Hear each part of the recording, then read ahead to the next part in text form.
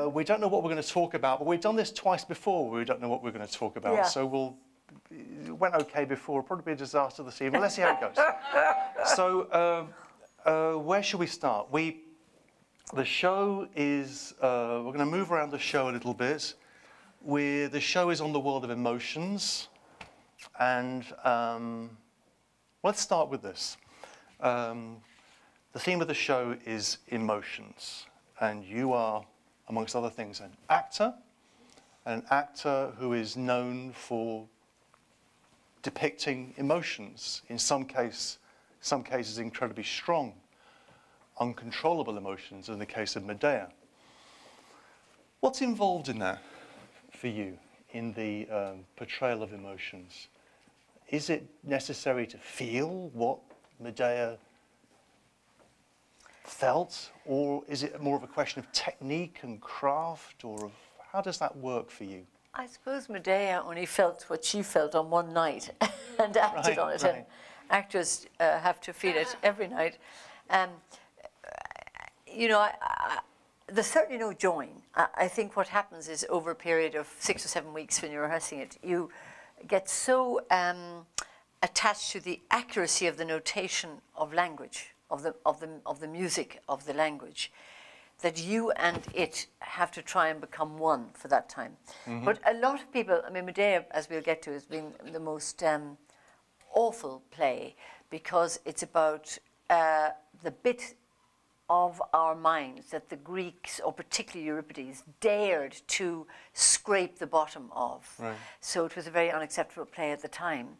And he dared to write it. It was really a taboo, because I suppose the basis of Western society was that children matter more than anything. But in fact, the play reveals that passion between men and women is what matters more than anything. And that people are willing to sacrifice the happiness, certainly of children, and maybe their lives, in order to rebalance some wrong between a man and a woman. Mm-hmm. And I think that was a very ugly discovery by Euripides, which is why the play was firstly very unpopular and then very popular. Yes, yes. Yeah. And the rage and I mean, well, there's the rage of Medea, because she's... It's actually, I mean, I did find the rage in Medea, which you'll see in various productions, is quite funny. Mm-hmm. That the first half of the play, which I think shocked people when we played it, but we found it very funny, because a lot of it is just the bickering of a husband and wife gone stellar. Right. But he has behaved, you know, in the archetypally bad way. Right. But the genius, I think, of Euripides, which I really, well, we'll get onto when we get onto the opera, but is that somehow, when you think of, and you know more about this, Simon, than I, but that Greek tragedy beginning with being a debate about good and evil between two characters, they began to introduce a third character. And once you introduce three characters, you kind of make a quantum leap into endless possibility between people, as we know. And most drama on television is really a triangle. There's usually two people not getting on and a third person who really makes it worse. I mean, that's sort of how mm-hmm. things work. And also that third person doesn't have to be exactly in the same vocabulary as the two. So you might have the desire to become religious being the third theme. There's often a third theme. And I think he also did a genius thing, which is that somehow, and we'll get onto that with the masks, I think, when we see them, that people... He allowed for people who play them to have some say in how they're played. I probably shouldn't say that, and I'm sure the archaeologists would kill me, but you can feel it even in the translation of the writing, that it isn't just, I was wrong to leave you, yes, you were wrong to leave me, you promised me you'd never leave me, you promised me this and that, which is just the debate, but there's also a personality involved. And you're left with really big questions. Was Medea a bit overbearing? Right. Should she have killed her brother before she married Jason? Should Jason have been made to promise, yes, I'll stay with you forever? Doesn't everybody say that on the night that they've won the lottery? You know, those things stay outside the play. So the debate is about the real issues. You promised me this and you gave me that and you didn't give me this. But outside it are questions that might affect anybody's life. How much can you expect of anyone to stick to their word for life? Yes. If you're both you know, running away from everybody and you haven't got anywhere to live in the first place. You know, love on the dole, all of that. And it's all in there. Yeah. But so that's why I think they can permutate way beneath their zenith power. Mm-hmm. They don't have to be full-on Medeas. There's shafts of Medea in a lot of marriages. Well, we're going to come back to Medea and we'll look at this extraordinary vase that sort of completes the exhibition and the picture of Maria Callas. But maybe I could just ask you a general question, which would be, I mean, obviously you performed a lot of Greek plays. You performed in Greece at Epidaurus at and elsewhere.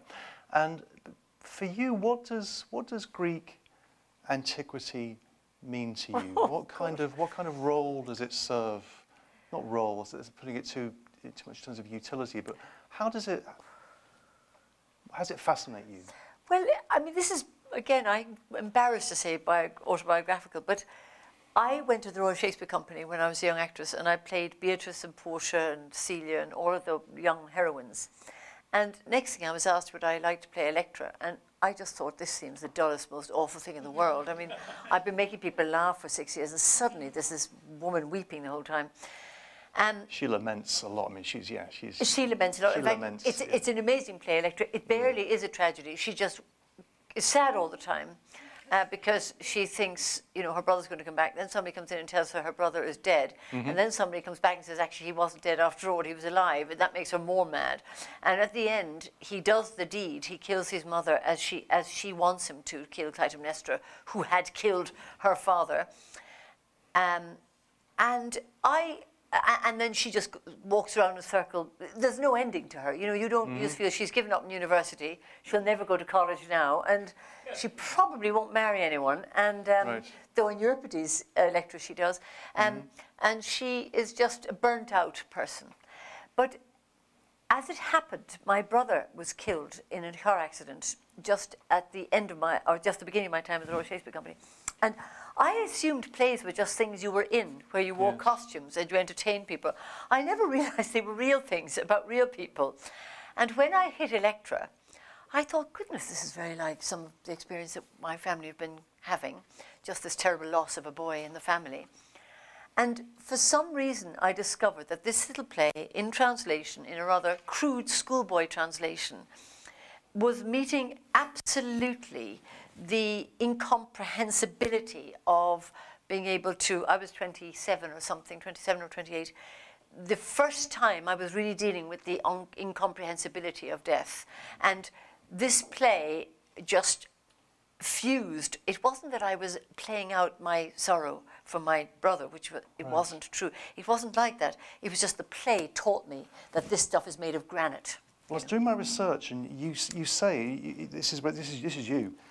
You say, I think I began to see that plays and life are actually connected. Yes. When you're talking about your But I mean, I was quite late discovering that. Right. I think some other actors might have discovered that at 21, but I just didn't. I'd had a blasé. I just loved language. I did what you get with the Greeks, and partially because, you know, if you're not a Greek speaker, you're having to deal with the essence of the story, not the beauty of the language, which in ancient Greek sounds so beautiful. You can hear it even in the strophes and the antistrophes. But we only get just the fragment of it, and you have to deal absolutely with that. Well, let me push you. Anyway, so yesterday, just by chance, I taught Sophocles' Electra. And I was teaching in Anne Carson's translation, extraordinary Canadian classicist and poet Anne Carson. At the beginning of the preface that she writes to her translation of Electra, she cites you in a remark that you made about your performance of Electra when you say this is a play with no comfort. This is a theatre with no comfort. And you make, or she then makes a link, and this is what I'm thinking sort of laterally here, about your production of Happy Days. Right? So in Happy Days, as Winnie, you're just in this pile, you're fixed. Now Electra, in Sophocles' Electra, is just there for the whole play. She's at the edge of the doorway, lamenting, and then right at the end of the play, she follows in Orestes and Pylades, and but basically she doesn't move. She's fixed. She's sort of bound in by something. Would you see a difference for you as an actor between, say, playing Sophocles' Electra or playing Beckett's Happy Days? Are those? Is there a, is it the same kind of thing? Well, it was just so happened that when we did Happy Days, which is, Winnie just saying fragments of words that she can't really remember the end of any sentence, it's terribly hard to learn because she says things like, that day when what day? And you can feel it, that there was definitely a party. I can see a party, but the word party is never used. I think there was a toast. She goes, that day when the last guest was gone. She does say that. That day, what day? And she's sitting, up to her waist in earth and later up to... And we were invited by the Athens Festival to go to Epidavros. And, suddenly to be there up to my neck in rock with 12,000 people watching you. And as it happened, we were there the year of the terrible fire, so you could see smoke coming over the hill. The other amazing thing was you could hear one bird singing. Oh my God, that bird. So it was just speaking in this miraculous space where people were looking at ahead and reading the subtitles in Greek, I hope, and just the silence, the bird. And I absolutely had a kind of, experience of seeing ghosts. I looked at these, maybe there was 7,000 people, and they were sitting there in the jeans and sweatshirts, and it was a hot night. And of course my mind, because I'm looking at them and they were looking at me, and I didn't have to do anything else, I absolutely could see togas suddenly, or Greek dress, and then I could see myself. But I also had the feeling that Winnie is the natural descendant of Clytemnestra and Electra, and because only Beckett, unlike many writers, and the Greek writers, made women, female characters, have the experience of being lost or in trouble in the universe, not just in relation to their husbands, not just in relation to, that the parameter of their existence is not the parameter of marriage, which, nearly even Shakespeare falls into that trap, and most characters in Shakespeare stop speaking once they get a marriage proposal. Of course, that's the end of it, and they'll all be happy ever after. But, so it was just a wonderful experience to be the first the first modernist, postmodernist play to be in Epidavros, and yet feel absolutely they were the same. And at that point, the difference between antiquity and modernity and that where we are now, it begins to fall away. Time begins to fall away. I think it falls away. I mean, I'm sure anybody here who's probably here for these reasons is that this exhibition is about the fact that there's no difference. None. If anything, the separation in time makes the absolute essence nearer. Right. It's much more complicated trying to work out what I think about Donald Trump than it is about than trying to think about what I think about Electra, because the evidence is disguised in dust, but in spirit is clear as clear can be. And also you said, back to the question of comfort, because one way of looking at theatre is that theatre provides comfort, it's a consolation. I disagree with that view. Theatre is about something much more important than providing consolation and comfort. But there's something about, you say, one of the pieces, I mean, Sophia found for me, which I was looking at, the way you said the Greeks pushed through language to pure emotion. You say something like that somewhere. And then you link that to the idea in Beckett.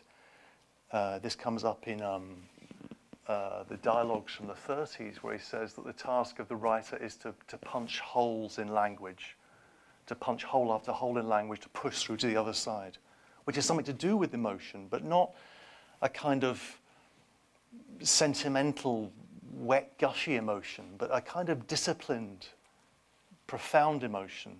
Is that close to what's going on? Yes, I'm just thinking when you said that about, I mean, Beckett is just so good at that. You have in Footfalls, Mrs. W put down a knife and fork and raised her head. Did you notice anything strange at Evenstrong? And the daughter says, no, I noticed nothing strange. You notice, and you already feel there's something awful going to happen in a minute. In fact, nothing happens, Strange. No, I was not there. I mean, it's the most shocking thing that people are just sitting at a table and they don't know who the other person is at all. I suppose later picked up by Pinter, who was able to do that further. But in the Greeks, it's just hard to realize how small the world was then, how few people were living in it, and how the natural order of things, I mean, in that part of the world, was being held by scientists and writers. Right. So language becomes terribly important. And I think what we're now experiencing, or Beckett makes us see, is how language falls away, and behind language is who we are. We're left, you know, in a way, I feel Beckett is the playwright who makes the audience uncomfortable. So the play is happening in your mind, not on the stage. And probably the Greeks were doing the same. It's behind a mask, so it's really happening in your mind, hence the obscene or the not having things, you know, violent things on stage. You can see it very easily in your own mind. Yes. Well, let's, we'll Look at this. walk a little bit. This is eros, and this is pathos, this is love, and this is longing and desire. You can see he's doing that, isn't he? He's missing his arrow. Somebody stole his arrow. And we can either go towards death over there. Why don't we head for death? It's always and then we'll go to, sacrifice. So here we are. Yeah, death. And I mean, one of the important things about one that can learn about Greek antiquity is the huge importance connected with funerals and with the rituals around death. And here are some steles, some funeral monuments connected. This is the death of a pig. A dead pig. A dead pig. The curator Angelos is with us tonight, and this is one of his favourites. I think that's marvellous. So somebody made a whole thing for a pig. There's the live pig, and there's the pig dead in a traffic accident. And here is the actor holding the mask. Yes. Now, what do you make of that? I think that's fantastic, isn't it? That they had. I mean, we always underestimate the period before us, but that they actually got to the point of understanding that it was weird that they wore masks, that there's somebody looking at the mask, going, which is the real person in some way. I feel this is a woman's mask, but yes. Well, that's what. Well. It looks, and I'm also struck at how young the actor is. That these actors were young. You always feel they're rather serious men who are with grey beards doing the acting, but obviously, or maybe he was just a star.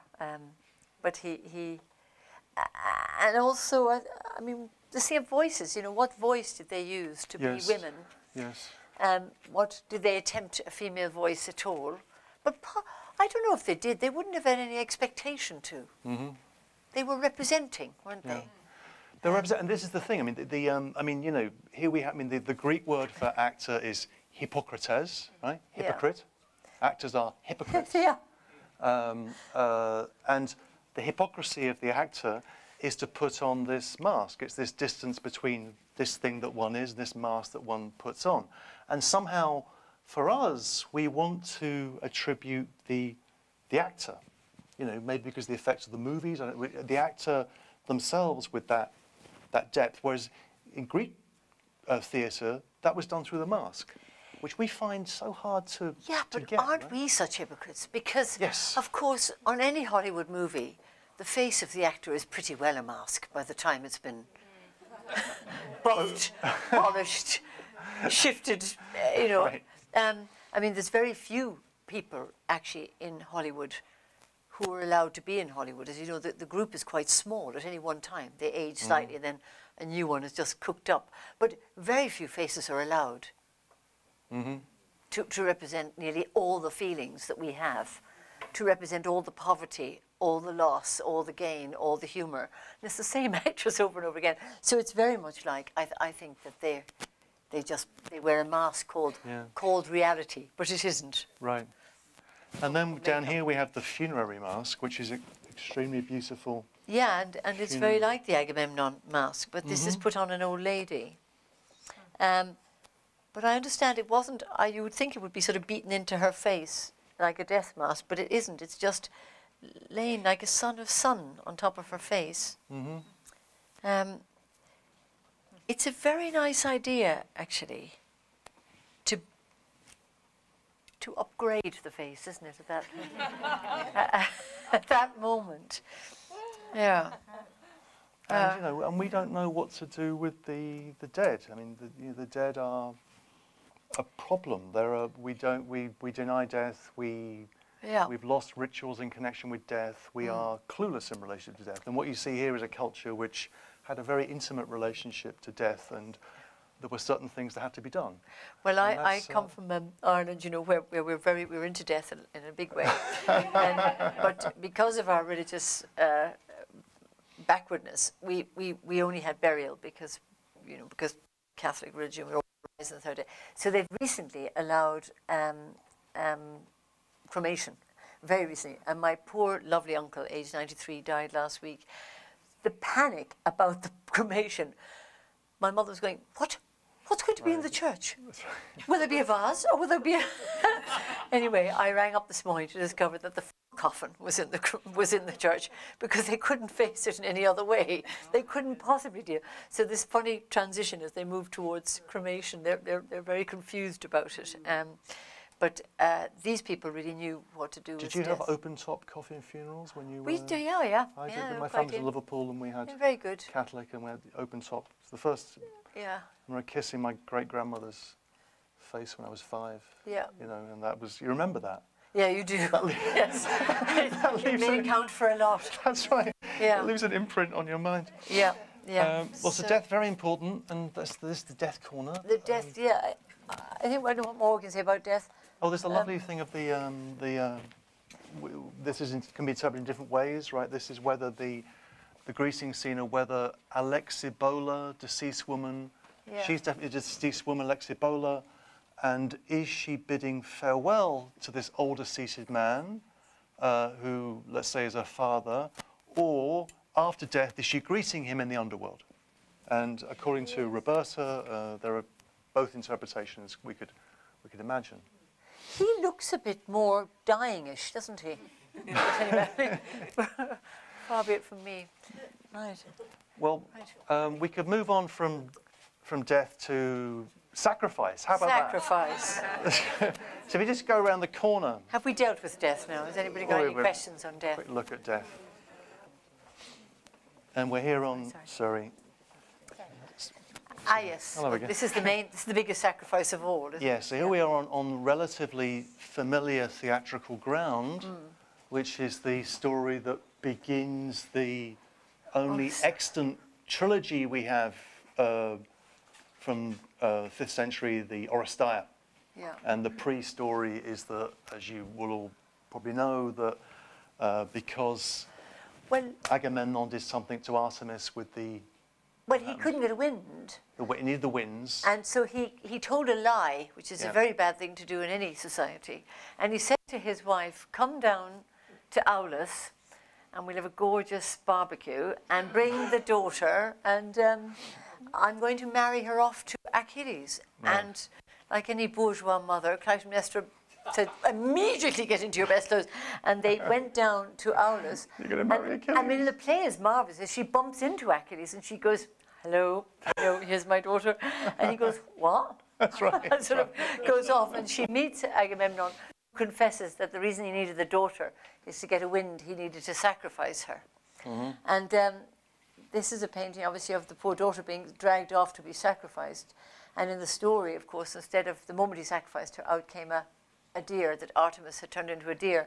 But it is a wonderful story, because it really does trigger the whole, because of that, he gets a wind, he goes to the Trojan War. Because of that, Clytemnestra never forgave him and waited for him to come back, and took a lover and then killed him when she came back. And because of that, Electra was very cross. Yeah. So everybody gets caught in family history. It is amazing that we call it psychology now, and that they were so onto the inheritance of behaviour. Yes. And also the fact that, I mean, in the ancient Greek plays, that the structure of the family and the structure of the city were the same structure, were indissolubly linked together, that kinship structures were the same as political structures. And we think, again, you know, well, that's that's back then. But yes. of course, it's exactly the same now. It's the same now. I mean, the Agamemnon was going to fetch back his brother's wife because the brother asked him. I mean, you could say, go and get your own wife. But he said, oh, no, I'll come with you, and we'll get the whole army, and we'll do the whole thing and make a war. But here's the question, a question, and this isn't, it's not a question that we can resolve here, but this sacrifice of this Iphigenia, this virgin, which begins the Trojan War, sets in train this course of action which leads to the death of Agamemnon by Clytemnestra. Yeah. She shacks up with Aegisthus. She kills him, she kills Cassandra, and then Orestes in the libation bearers kills mother Clytemnestra. And then Orestes is pursued by the Furies, and then we wound up in Athens via Delphi, and in the law court, and Athena, and democratic Athens. And I've often wondered, why was this story of the Oresteia so important to the Athenians? What's the relationship between this democratic city that is the place where this play took place, and the history of violence, the history of family violence, which runs all the way back? Yes, and which incidentally, doesn't end obviously, as we can see, but it was an attempt, wasn't it, to say we must stop this eye for an eye and tooth for tooth, and we must stop this vengeance. And we'll come up with nominal punishments. So when you do kill somebody, even though the whole family wants to kill you back, we'll hold them back and we'll give you a punishment that's nominal. But it doesn't work. Or it hasn't worked. It works for a while, but it doesn't really work. Because nobody really can name the punishment. Because if somebody murders somebody in your family, it's very hard to know what punishment. Should you let them out after 4 years or 5 years when you're still in mourning? It really doesn't work. And I think that's the terrible thing about democracy. It doesn't quite work. Well, yes. No, I completely agree. I mean, this is the democracy. And it's partially the failure of the play, isn't it? In the last play, the problem is that Clytemnestra is the last one dead, right?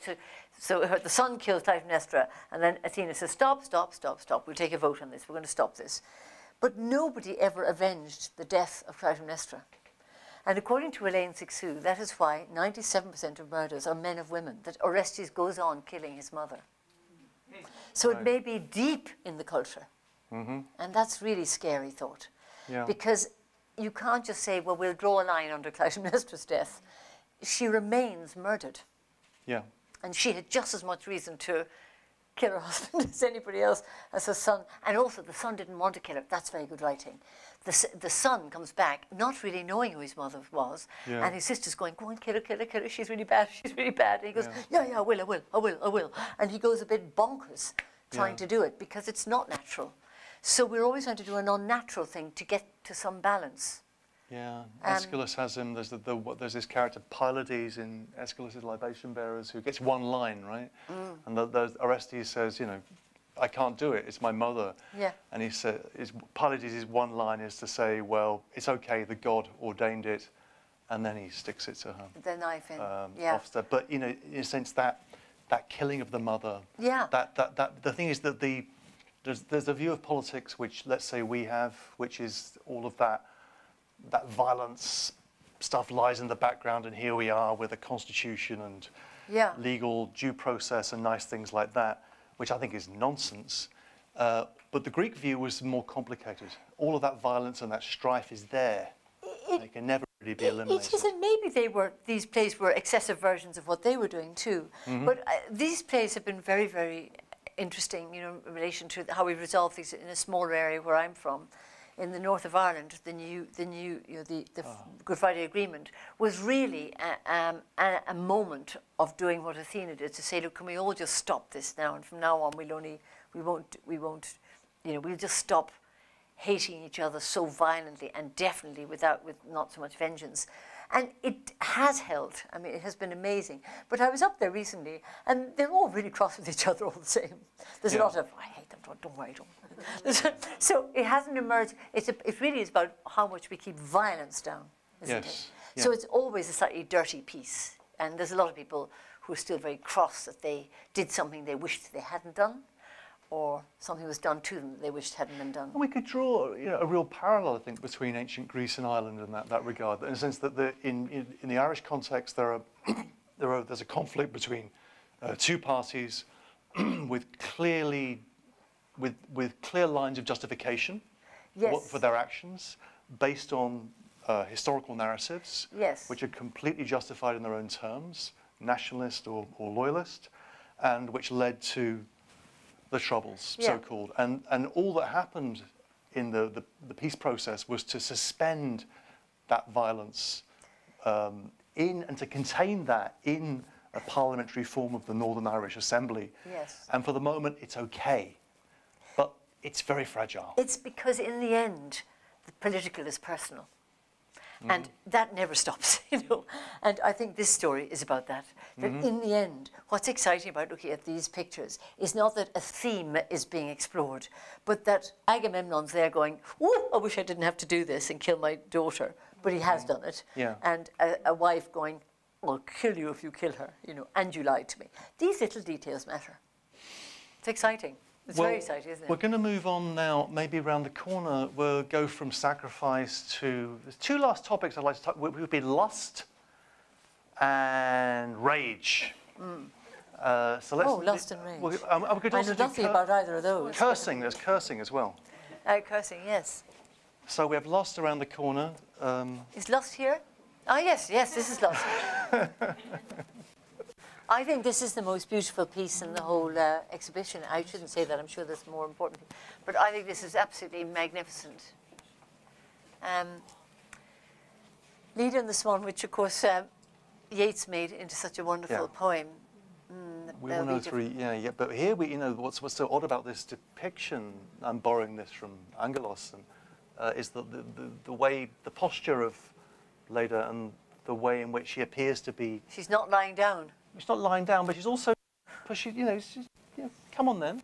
And the Eros is at the back pushing Zeus on in this odd way. So it's a kind of encouragement of... You're saying it's not rape? Well, it's rape. But if you compare it with this rape over here, which is the rape of Ganymede by Zeus in the form of an eagle, that appears much more, I don't know. More clubby. I mean, what's interesting about this too is that it was the offspring of this that was those two women, wasn't it? Right. Was Helen and the offspring of this unhappiness, of this rape between a god and a mortal, produced Helen and Clytemnestra. That's right. Two eggs that became dark and beautiful. So it's gosh, it does all add up, doesn't it? They all add up brilliantly. And also that the gods would do this. The gods would come down and visit. Would come down and visit for these unwelcome attentions, and that the relationship that the Greeks had to their gods is so different from our relationship to. Well, we make God virtuous, and they don't make it so virtuous. Even Zeus, I mean, he had no right to dress up as a swan and to come down under false pretenses. So he's not particularly good necessarily. He's just Zeus. Right. If anything, he's sort of unleashed desire. I mean, he is whatever he needs to be, isn't he? I mean, he's the universe going, I'm moving this way, now I'm moving this way. But again, I feel it's much truer to life than the Pollyannish cleaning of God. But maybe we'd be lost if we didn't have a notion of God as good. Yeah, he's God just is power. God is power. Zeus is top god. Top god. He's the god that won. Yeah. He's a winner god. And for the time being, he's the god that all the other gods have to respect. They also, and they also have the sense of pitilessness, that the god is, pitiless as God is, as the god is. So when terrible things happen on earth, you realize the gods are pitiless. They kill us for their sport. That's what they said about them. So there isn't that comfort that it goes on in subsequent religions in the West. Yeah. The idea that we have there's randomness to death, and there's no comfort necessarily, but the comfort is in knowledge. I think that's the message, or something. A little ounce of knowledge or wisdom comes out of experiencing And pleasure. There's always pleasure. Right. Well, that's, you wanted to talk about cursing, didn't you? Yes, curse. No, yes. We could talk about cursing from here, or we could move around. But over there in the corner, I want to talk about cursing because I went to Sri Lanka on a gorgeous holiday with my partner, and there was, I went to a Hindu temple, and in the Hindu temple was the most exciting thing I'd ever seen, which is a special box where if you don't like somebody, you get a coconut and you want to break their head and you just break the coconut right open. And I realized how inadequate the religion was that I was brought up in, where you had to... and I thought it was such a wonderful thing. The other thing they had was that they had gods, you know, lovely, you know, goddesses, and if you were really jealous of somebody, or you had envy, or you wanted to do better in the exams, or you wanted that person's garden, you brought a string of limes and you put, you know, the priest would do a puja and would put the ring of limes around the god, so you can see your own jealousy. I think that's so good, so healthy, because nobody wants to admit to ever being jealous or desirous of another person's house, garden, wife, but you can do it all in the religion. And this, I think, is so interesting that this is a bit like that, and that there's some influence between the East and then this Greek world, where if you don't like somebody, you can tie them up or put them in a box. Yeah. And when you put a curse on them, Stick a nail through them. You stick a nail through them, and that makes the curse happen. A bit like a recipe. Just put it in the oven. So I wouldn't say I'm all for curses, because it must be terrible to be on the receiving end of one, but God, they're powerful, aren't they? If you think, you know. You know, and what we have is, or what you had growing up, and is a, you know, is a God. It didn't who answer forgives. all our needs. Yeah. It didn't. How many times should you forgive? You ask Christ. You know, someone asked Christ, not 7 times, but 70 times 7. A lot. The quality of forgiveness is infinite. God is a God of mercy. Yeah, and I'm sure we should be merciful and we should try all those things, but they don't answer the pendulum swing.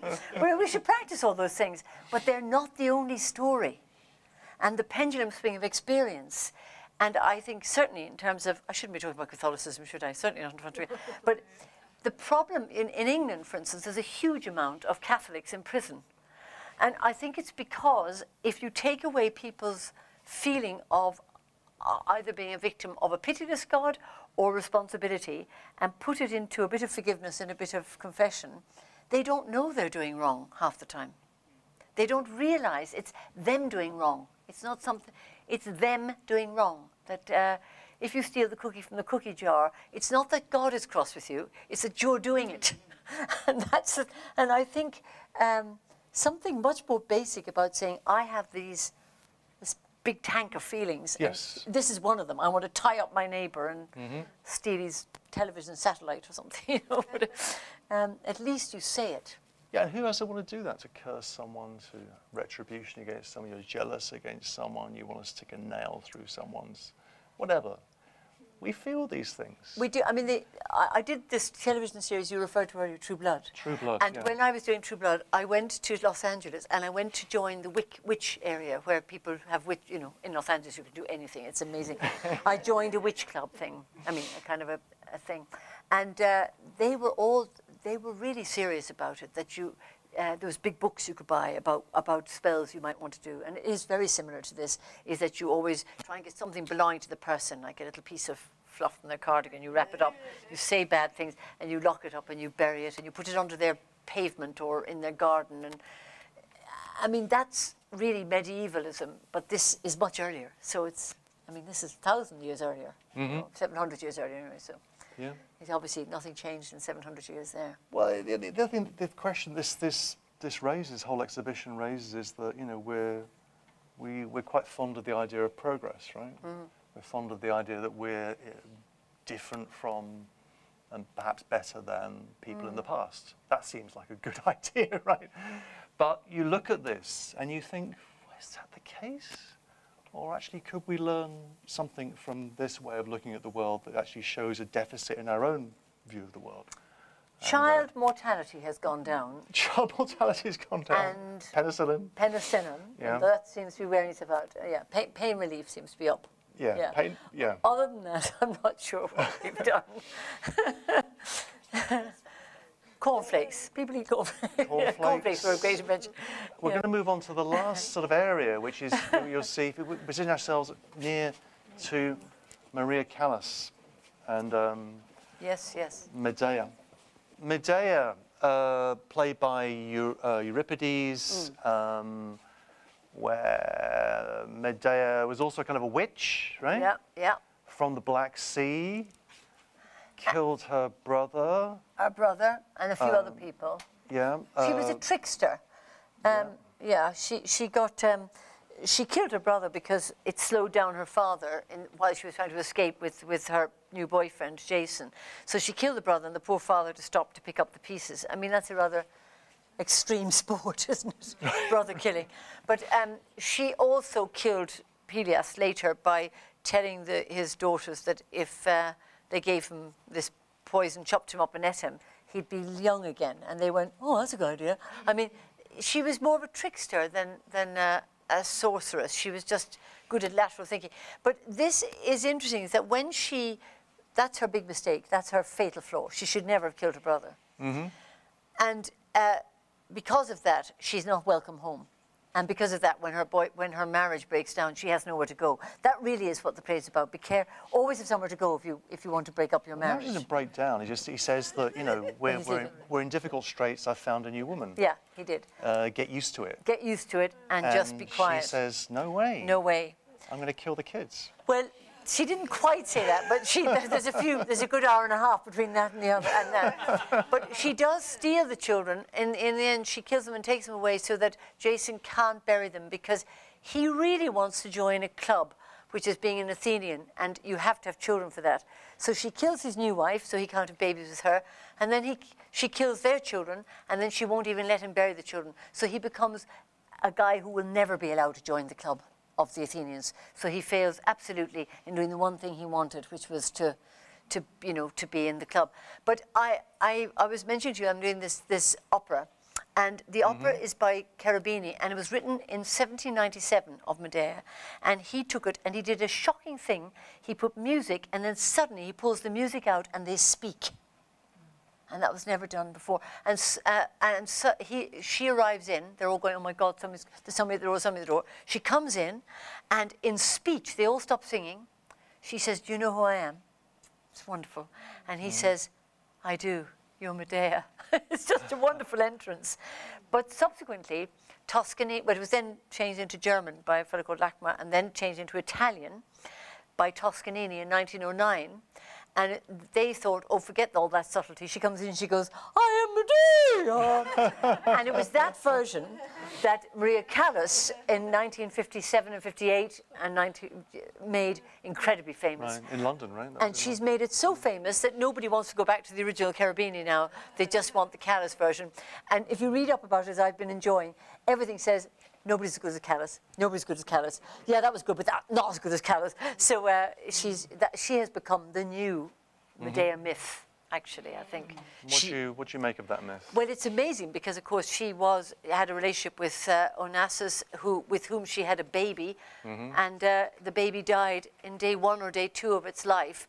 So she too lost a child. I mean, there's an element of child killing in it, in that the stress of their relationship was not a place to have babies in. And then subsequently he lost his son, again in torment. So 2 children were lost. Which is why we're here. Which is why we're here. Why we're here. So there is a family structure. And I've always thought that Onassis was a bit of a Jason because he was like an Argonaut. He had golden fleece. Golden fleece. He went off and he bought a fleet of ships when the price of ships was down. And he waited for them to go up, and he did lots of exporting and importing, and I think that probably is who Jason is, really. So, we all can, it doesn't take many steps to find the connections. Yeah. So how would you, in your production of Medea? Well, I wanted Maria Callas singing it, sadly, and so everyone would say, well, it's good, but it's not as good as if you had Maria Callas. So what I'm going to do is I'm going to set it now. I think it's really useful to set things now.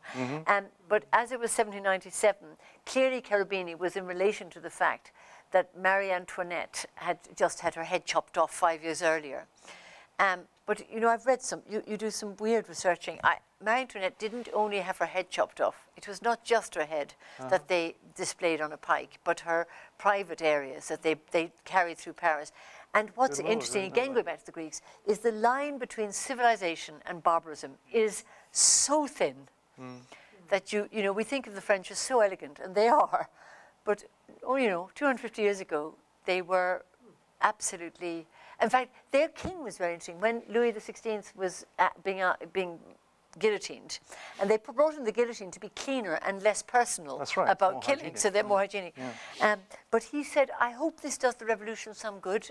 Goodbye. And put his head down and went, shoo. But so he was actually rather gracious about the revolution.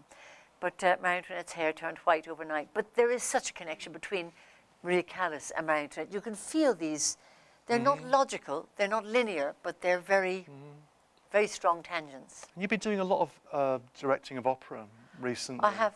I mean, how do you see, I guess why, and how do you see the relationship between that and your...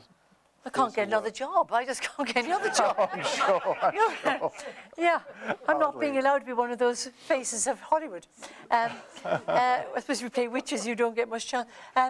Well, I have been doing it because it's a bit of a busman's holiday. It's not a holiday at all, but it's a way of being in the rehearsal room without my performing every night. And I'm 58 now, and when I was up to about 52...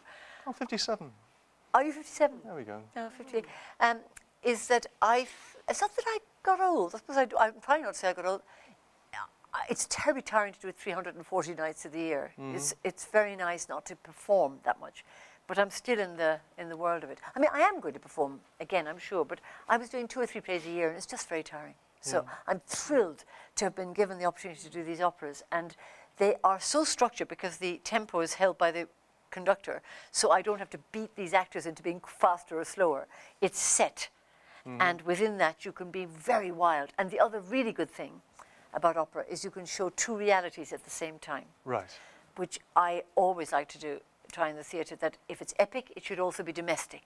If it's domestic, it should be epic. And it's the tension between these 2 things all the time, which makes the audience realize that whatever you're doing, you are these great people. The way you sit in a chair, you're Cleopatra, you know.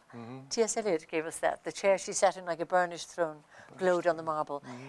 In modernism was a great discovery to realize that there's not a hole in our head that doesn't repeat something that Orestes did, and it's that really that has kept me excited by the Greeks. It's certainly not an academic thing. It's that it elevates every second of our lives. Yes, yes.